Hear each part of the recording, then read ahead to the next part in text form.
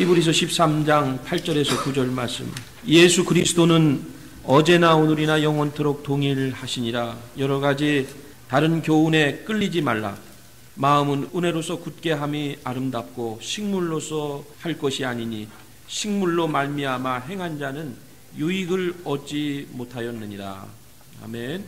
하나님 아버지, 오늘도 우리의 마음 문이 열리게 하시고 하나님을 바라보게 하시니 감사합니다. 오늘도 주의 종 단에 세우셨사오니 하나님의 도구로만 사용되는 시간이 되게 하시고 인간의 연약한 부분을 숨겨주시고 올 때는 어떤 마음으로 왔든지 하나님의 음성을 듣고 응답받고 새 힘을 얻고 돌아갈 수 있도록 주장하여 주옵소서. 예수님 이름으로 기도드리옵나이다. 아멘. 우리 좌우에 옆 사람하고 할렐루야 인사합시다. 할렐루야. 아마 우리 모두에게 공통된 생각이라고 생각이 되는데, 아마 저도 고민이고 여러분들도 고민하는 것 중에 하나가 어떻게 해야 신앙생활을, 교회 생활을 재미있게 즐겁게 할 수 있느냐 하는 것입니다. 어떻게 해야 참 즐겁게 행복하게 목회를 할 수 있을까? 여러분들을 개인적으로 어떻게 해야 내가 기왕 신앙생활하는 거 참 즐겁고 재미있게 형통하게 올바로 할 수 있는가 하는 것입니다. 한 자료에 의하면 많은 그리스도인들이 교회 생활 중에 가장 바람 중에 바람은 은혜로운 신앙생활을 하고 싶다 하는 것이라는 겁니다. 은혜롭게 신앙생활을 하고 싶다. 그래서 그러기 위해서는 내 자신이 먼저 은혜로운 사람이 되어야 될 줄로 믿습니다. 다른 사람이 은혜 받는 게 문제가 아니고 내가 먼저 은혜로운 사람이 되는 것이 가장 중요한 것입니다. 저는 지난 한 주간에 이 부분을 가지고 묵상을 했고, 특별히 그러던 중에 오늘 말씀을 포함해서 우리가 어떻게 해야 은혜로운 신앙생활을 할 수 있느냐에 대해서 간략하게 세 가지로 말씀을 요약하고 싶습니다. 우리가 은혜로운 사람이 되려면 꼭 필요한 요소가 있습니다. 첫째는 회개의 생활이 될 때에 하나님의 은혜를 경험할 수 있는 줄로 믿습니다. 뭐가 필요하다고요? 회개의 생활입니다. 회개라는 단어가 참 중요합니다. 우리가 회개라는 단어를 거론할 때에 귀에 낯익는 그런 단어죠. 신앙생활 중에 이것만큼 친근한 단어가 없습니다. 참 많이 들었어요. 회개합시다. 회개하자. 회개해야 된다. 여러분들이 이 회개라는 단어를 어떤 의미로 생각하고 있습니까? 일반적으로 사람들이요, 회개라는 단어를 생각할 때에 생각하는 게 수련회 참석해서 또는 어떤 부흥 집회에 참석해서 은혜 받아서 홍성기도 할 때에 눈물 콧물을 많이 쏟아내면 야, 저 사람 참 많은 은혜 받았다. 우리 이렇게 경험합니다. 부흥회를 참석했는데 눈물 한 방울도 안 흘리고 하면요, 은혜 안 받은 거예요. 눈물을 얼마만큼 쏟아냈느냐에 따라서 그 사람이 그 집회에 부흥회에 은혜를 많이 받았느냐 안 받았느냐 우리는 그렇게 생각하곤 합니다. 사람의 감정을 부추깁니다. 흥분하게 만듭니다. 감정을 자극합니다. 교회생활 오래 하신 분들은 웬만하면 한두 번씩 아마 이런 경험을 했을 거예요. 부흥회 참석해서 또는 수련회 참석했다가 아마 눈물을 흘려보신 그런 경험이 다 있으실 겁니다. 은혜 받아서 그런 경우들이 있을 겁니다. 여러분 어떻습니까? 그때 그 은혜 받은 그 감정이, 그 감동이 오늘 우리에게 우리의 교회 생활에 계속 지속되고 있느냐 하는 것입니다. 거의 다 한두 번씩은요 다 집회 참석해서 그 유명한 목사님 또는 유명한 설교를 통해서 은혜 받아본 경험이 있습니다. 그렇다고 지금 내 생활이 변화가 일어났느냐? 그때의 그 순간 잠깐 생각이 바뀐다고 해서 곧바로 우리의 신앙생활이 달라지는 것은 아니라는 겁니다. 왜냐하면 우리 인간은 습관적인 존재이기 때문입니다. 우리가 사용하고 있는 언어라든지 우리가 지금 행해지고 있는 우리의 작고 큰 행동들이 어느 한 순간에 나오는 것이 아니라 지나온 생활 속에서 오래도록 보낸 시간들 속에서 형성된 것이기 때문에 하나님의 특별한 그런 역사가 아니고는 그렇게 쉽게 한순간에 은혜 받았다고 또는 3일 저녁 동안에 부흥에 잠깐 참석해서 또는 수련에 잠깐 참석해서 은혜 받는다고 우리의 생활이 변화되는 것은 아니라는 겁니다. 그러기에 일시적인 감정이나 분위기에 의존하기보다는 끊임없이 자기 자신을 훈련하는 일이 중요합니다. 이것이 은혜 생활을 지속할 수 있는 길입니다. 누구나 마찬가지입니다마는 훈련되지 않으면 아무리 건전한 생각과 좋은 이론을 알고 있다 할지라도 진정한 회개, 진정한 변화는 그것은 한순간에 감정적인 변화되는 주의 분위기 때문에 변화되는 것이 아니라는 것입니다. 그만큼 시간과 노력과 훈련과 단계가 필요하다는 얘기입니다. 진정한 은혜 생활을 지속하려면 꼭 필요한 것이 있는데 첫 번째가 회개라고 하는 것입니다. 회개. 기독교에서 일반적으로 이 회개를 말할 때는 세 가지 단계가 있다. 한번 따라합시다. 뉘우침의 단계, 고백하는 단계, 돌아서는 단계. 눈물 콧물 쏟는다고 진정한 회개가 일어나느냐? 아니라는 겁니다. 시간이 필요하고 단계가 필요하다는 겁니다. 절차가 있다는 거예요. 순간적인 고백이 아니라. 처음에는 뉘우치는 단계가 있다.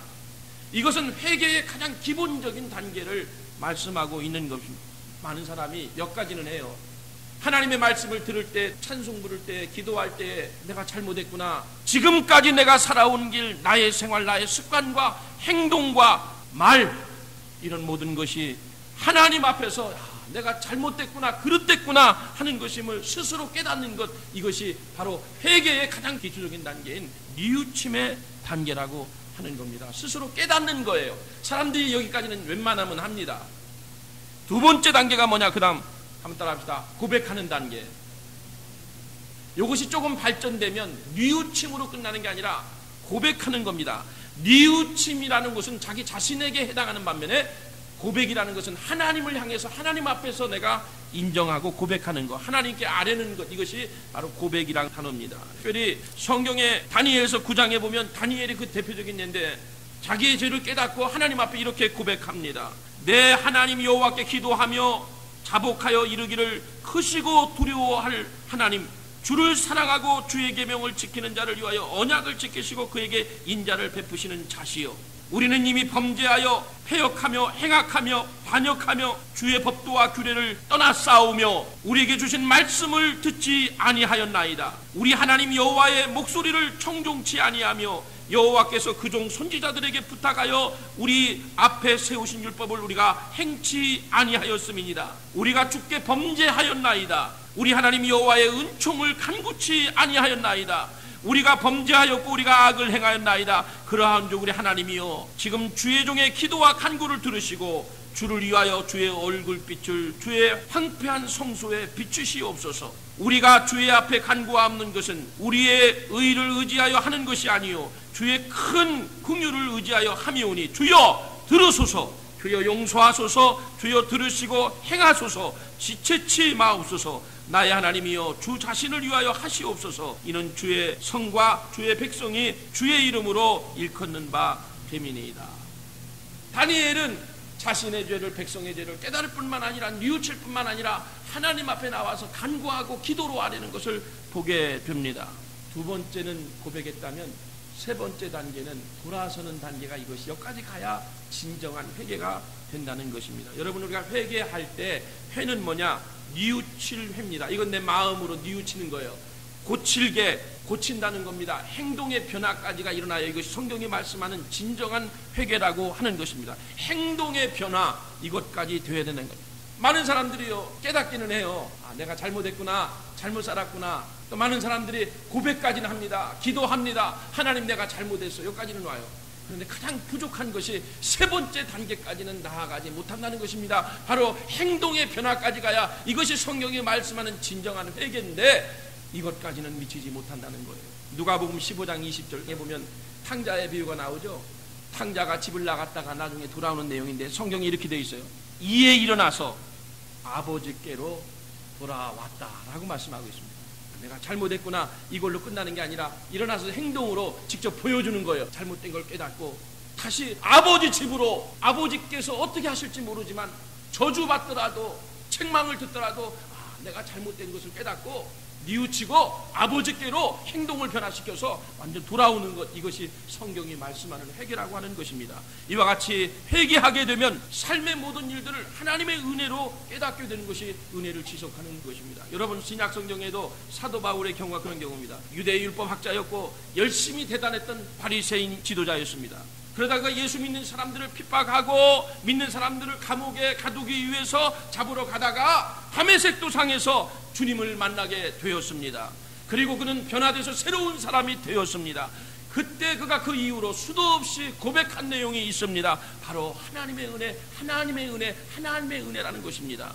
그래서 여러분 고린도전서 15장 10절에 보면 바울 사도가 이러한 고백을 하고 있습니다. 나의 나된 것은 하나님의 은혜로 된 것이니 내게 주신 그의 은혜가 헛되지 아니하여 내가 모든 사도보다 더 많이 수고하였으나 내가 아니요 오직 나와 함께 하신 하나님의 은혜로다. 이 짧은 한 구절 말씀에서 하나님의 은혜라는 것을 3번이나 담고 있습니다. 이만큼 수많은 곳에 바울 사도의 기록을 보면 하나님의 은혜, 하나님의 은혜, 주의 은혜, 이것을 거론하고 있는 것을 보게 됩니다. 사랑하는 성도 여러분, 진정한 회개 생활이 될 때에 하나님의 은혜를 경험하게 될 줄로 믿습니다.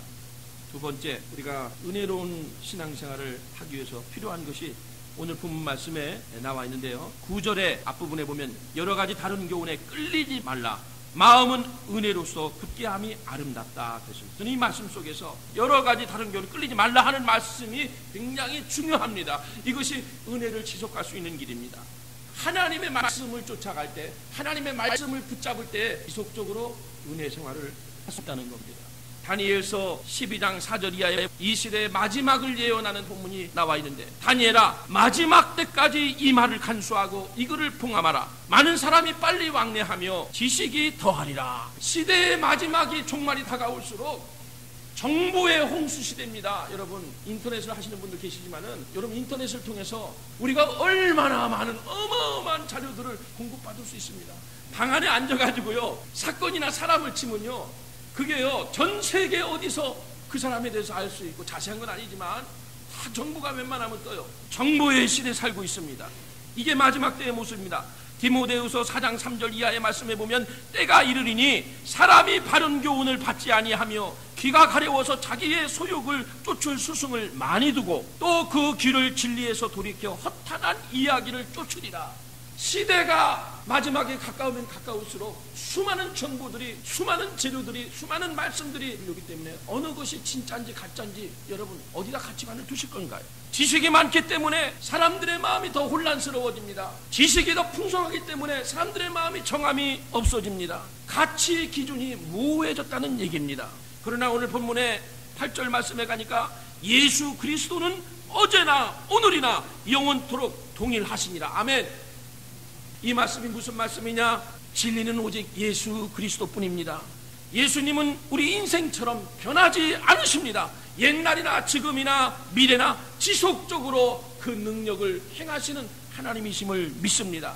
야고보서 1장 17절 말씀에도 가장 좋은 은사와 온전한 선물이 다 위로부터 빛들의 아버지께로부터 내려오나니 그는 변함도 없으시고 회전하는 그림자도 없으시니라. 신앙생활 하면서 하나님을 의지한다 하는 것은 곧 말씀을 붙잡는 것과 같은 의미입니다. 따라서 우리가 인생을 살면서 우리가 한번 생각해 봐야 될, 고민해야 될 내용 중에 하나는 내가 지금 무엇을 의지하고 사는가 하는 것입니다. 내가 지금 무엇을 의지하고 사는가 스스로에게 물어보는 것이 상당히 중요합니다. 왜냐하면 우리가 무엇을, 누구를 의지하고 사느냐에 따라 그 사람의 인생이 결정되기 때문입니다. 제가 경험한 일이기 때문에 여러분들에게 말씀드릴 수 있는 겁니다. 최근에 겪은 얘기인데, 평신도인데요, 이분이 우리 교회는 안 나오지만 가끔 저희 내외를 불러서 햄버거를 사주시고, 그런데 그분이 요 몇 주간 안 보이더라고요. 보고 싶어서 전화했더니 돌아가셨다는 거예요. 저는 놀랐어요. 근데 이분이 그 돌아가시기 전 한 2주 전에 제가 맥도날드에서 만났는데, 저희 내외가 만났는데, 그 내외하고 만났는데 자기 간증을 하시면서 한국에서 돈을 많이 벌었다는 거예요. 난 어떻게 벌었는지 모르겠어요.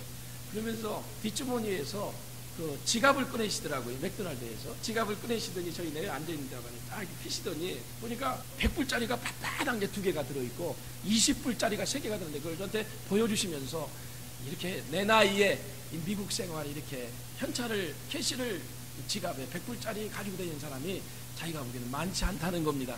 그러면서 순간적으로 그걸 좀 자랑하고 싶으셨던 모양이에요. 내가 이렇게 나이는 먹었지만 그래 내가 충분한 돈이 있고 은퇴 자금이 완벽하게 준비되어 있고 저한테 좀 그런 것들을 보여주시고 싶으셨던 모양이에요. 그러면 지갑을 보여주시는데 얼마나 그것이 말이죠 생각이 나든지.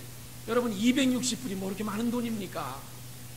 근데 자기 주위에, 당신 주위에 지갑에 이렇게 돈 넣어가지고 다니는 사람이 없다는 거예요. 참 특이하시다. 그러면서 애기 같으시다 하고 웃었는데 글쎄 그분이 돌아가셨다는 거예요. 그렇게 건강하시던 분이, 건강을 자랑하시던 분이. 한국의 경우에 지난 한 해 동안에 자살한 사람이 통계적으로 600명이라는 겁니다. 인구 1억에 가까운 일본이 작년 한 해 동안에 자살한 사람이요 우리나라 10배 이상이 돼요. 7,000명이 한 해 동안에 자살을 했다는 겁니다. 우리보다 삶의 질이 우리 한국보다요 월등히 뛰어나는 일본입니다. 그런데 더 잘 살고 더 부유하다고 그렇게 하는데 한 해에 자살한 사람이 7,000명이 된다는 거예요. 엄청난 숫자죠. 외로우니까 지푸라기라도 잡아야겠다는 생각에 몸부림치다가 할 수 없어서 자살한. 최진실 씨가 왜 자살했겠어요? 그 자살한 심정이 어떻겠어요? 최진실 씨가 돈이 없나요? 지금 보여진 재산만도 50억인데 무엇 때문에 그 사람이 자살했나요? 인생을 살면서 내가 지금 무엇을 바라보고 누구를 의지하고 있느냐에 따라서 우리 인생이 결정된다고 하는 것이기 때문에 말씀을 붙잡는 길이, 말씀을 의지하는 길이 하나님의 은혜를 누릴 수 있는 길인 줄로 믿습니다. 뭘 의지할 거요? 뭘 바라보실 거요? 돈을 의지할 거요? 재물을 바라볼 거요? 자식을 바라볼 거요? 배움을 자랑할 겁니까? 시편 146편 3절 4절 말씀에 하나님은 이렇게 말씀합니다. 방백들을 의지하지 말며 도울 힘이 없는 인생도 의지하지 말지니 그 호흡이 끊어지면 흙으로 돌아가서 당일에 그 소모가 소멸하리로다. 죽으면 그 인생은 당장 땅속에 묻혀서 육신은 흙이 되고 마는데 흙으로 돌아갈 인생을 붙잡고 의지할 것이 무엇입니까? 이것만큼 어리석은 인생이 어디 있습니까?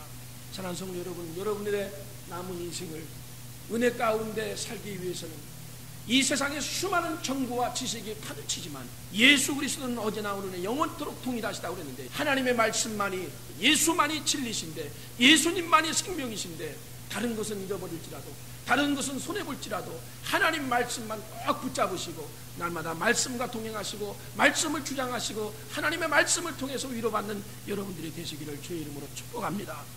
마지막 하나 더, 내가 어떻게 해야 내 신앙생활을 재밌고 즐겁게 은혜 가운데 지속할 수 있느냐. 저는 오늘 그 본문의 9절 말씀에, 그 중간 이하의 말씀에 길을 얻습니다.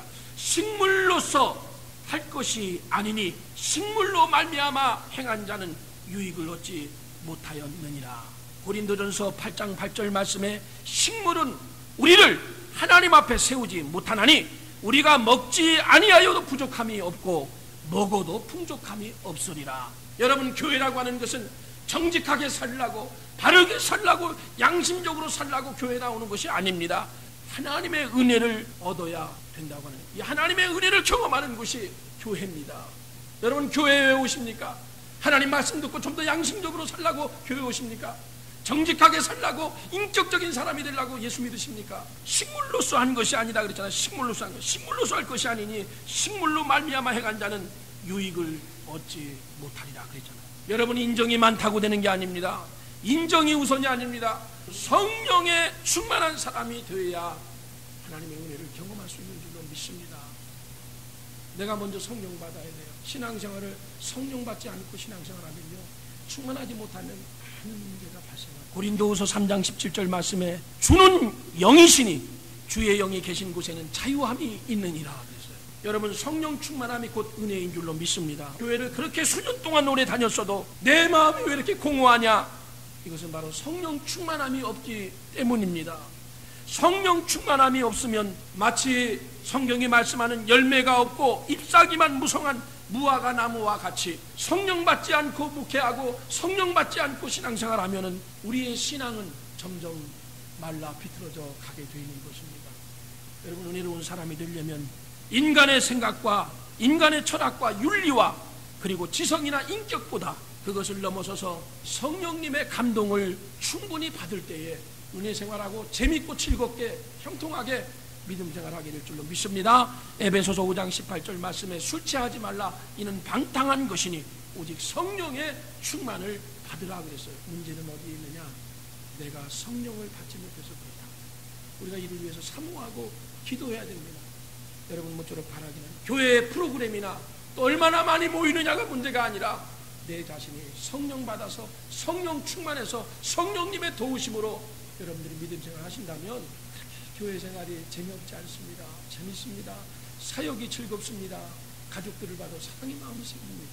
이 문제가 내가 성령 받지 못해서 성령 충만하지 못해서 그런 거예요. 말라 비틀어져 가는 겁니다.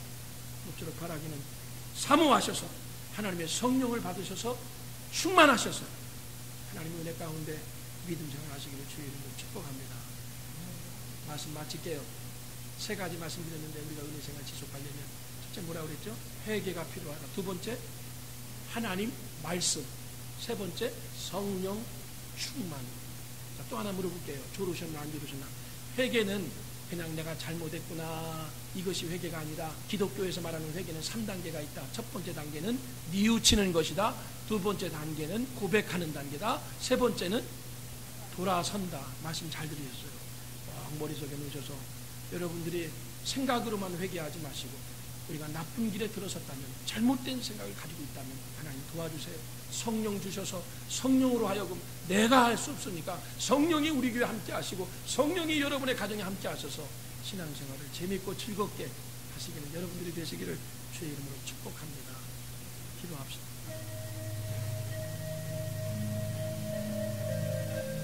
우리가 수년 동안 수십 년 동안 믿음의 생활을 해왔습니다. 그런데 왜 이렇게 자유함이 없고 왜 이렇게 불편하고 왜 이렇게 삭막한 메마른 심령들이 된 것입니까? 내 속에 성령의 충만함이 없기 때문입니다. 성령 충만히 받아서 하나님의 일을 재미있게 즐겁게 은혜 가운데 할 수 있도록 도와주시기를 간절히 원합니다. 회개는 은혜 받는 첫 번째 지름길입니다. 하나님, 우리 속에 잘못된 것들을 고백합니다. 말씀에 순종하지 않았던 것, 내 고집을 세웠던 것, 내 중심으로 사는 것, 인간을 의지했던 것 다 잘못된 것입니다. 하나님 앞에 우리의 죄를 고백할 뿐만 아니라 우리의 삶을 변화시켜 주시고 우리의 생각을 변화시켜 주셔서 변화된 삶으로 하나님이 기뻐하시는 믿음의 생애를 살아가는 주의 백성들 되게 하여 주옵소서. 아버지, 특별히 이 나라가 대통령 선거를 앞두고 있습니다. 하나님께서 세우신 지도자가 뽑아지게 하시고 믿음 안에서 말씀 안에서 나라를 이끌어갈 수 있도록 우리 조국 대한민국도 불쌍히 여기시고 특별히 이곳에 세우신 많은 한인교회들과 이민교회들을 축복하셔서 합력하면서 하나님의 일을 잘 진행해 나갈 수 있도록 도와주시고 특별히 이 중에는 물질적인 어려움을 당하고 육신의 고통 중에 주님 앞에 나온 심령들이 있습니다. 오늘도 십자가를 붙드는 시간이 되게 하여 주옵소서. 하나님의 말씀만이 우리를 살립니다. 말씀 안에 은혜가 있습니다. 이 말씀이 우리를 변화시킵니다. 하나님의 말씀을 가장 소중히 여기고 이 말씀을 주장하고 말씀으로 영의 양식을 삼아서 우리 영혼이 메마르지 않게 하여 주옵소서. 예수님 이름으로 기도드리옵나이다. 아멘.